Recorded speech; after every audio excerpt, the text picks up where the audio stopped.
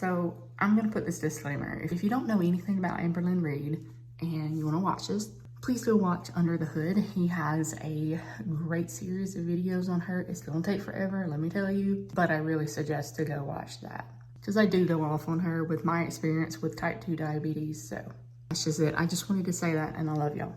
Okay, onward. I kind of have a cold too, so if you hear me like jump cutting, I am literally cutting out sniffles or the fact I'm trying to breathe.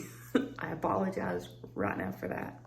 Hey y'all, I am back. But what I wanted to come on here and talk about, so when I was diagnosed in, I think it was 2016, it's been a long time ago. Y'all, my A1C at the time was 13.8. My sugars were like 500s and up. They told me if I didn't produce a urine sample for them, I was gonna go to the hospital, because they said they didn't know how I wasn't in a coma at the time. And my dad and I really haven't talked about this afterwards or since then, but his dad had diabetes. So it was very scary for me. It was very scary for my dad. But the reason why I brought all this up is because I've been watching Amberlynn Reid stuff, and I'm actually watching Under the Hood, Mr. Snowflake right now. She had been talking about her hands and like how her knuckles and stuff is dark. Becky had been talking about like her neck was dirty from chokers. That's from diabetes. That's from insulin resistance. They're not dark anymore, you know. I have rough hands. Anyway, they were super dark. My neck was dark. My armpits were really dark. And also, I don't have a sense of smell, but according to my dad, I always smelled like a sweet Vidalia onion, which is what his dad smelled like, he said. So once I got my diabetes under control, and it's taken a really long time. It really has. Y'all know I was 403 pounds December of 2023. Diabetes was still not great then. I was working on it. I actually truly have no idea how big I was back then when I was diagnosed, because my family kept saying, "You've lost so much weight, what are you doing?" I lost so much weight because I was sick. I was literally dying and didn't even realize it. So, it's been a struggle. It's been a struggle to lose weight, and the only thing that has really helped me is Mounjaro. I don't want to see somebody die, and we are watching her actively eat herself to death. And she has untreated diabetes. I know. The knuckles and neck. Knuckles and neck. And the fact that she has cellulitis. I had cellulitis at one point when, actually this was how I got diagnosed, because I lost feeling, and it started in the tips of my fingers. I lost feeling in the tips of my fingers, and it slowly went up, and it wasn't that I couldn't feel it, it just felt like static, and it had worked its way up all the way, and it was working its way to my right side. I found out when I was getting a shower to go to the doctor, my left leg was swollen, and I don't really show my legs too much.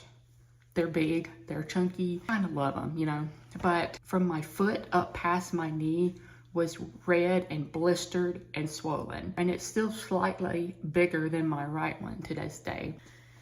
It was a long road of recovery. It really was. It was a couple weeks before I got better from that, and from getting my sugars down. And I did have a shot of insulin that day. I have since not taken any insulin. I've just been on metformin. I think I was on metformin and glimepiride at the beginning. I know I was on 2,000 milligrams of metformin. I don't remember the glimepiride, but now I'm on to 1,000 milligrams of metformin a day. I take one in the morning, one at night. I'm not on glimepiride, and I just take my Mounjaro. But yeah, Amber, this is my message to you. Get help. I think you're a horrible person, and I think you truly, you're gonna get back what you gave people one day. But Amber, go to the doctor, go seek help. I don't even care if you watch this, go get help. Go to the doctors. Because that dark knuckles, you're either severely diabetic or you're pre-diabetic. That's what that is.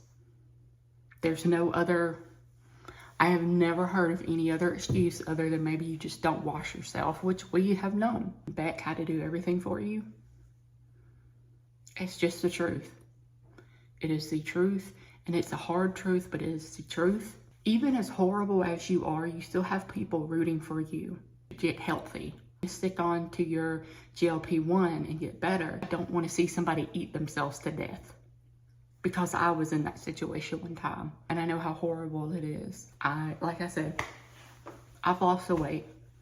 I'm still losing the weight. All I do is take my Mounjaro, eat a calorie deficit, and I walk. I didn't walk this morning because I felt bad, and I feel better now. So I got my little, it's a fake Apple Watch, and I've got it on my ankle, but I'm gonna be walking in my office here soon to get my 10,000 steps in. But this is a long video. I've rambled and I rambled, but I needed to get that out about Amberlynn Reid. I needed to get that message out, and I am so sorry if it sounded rude or mean. I'm just tired of people coddling her. She's a horrible person, and people still coddle her for some reason. I don't know why. She needs to hear the ugly truth. She needs to hear it. So I'm gonna go get some steps in before I have to start my day.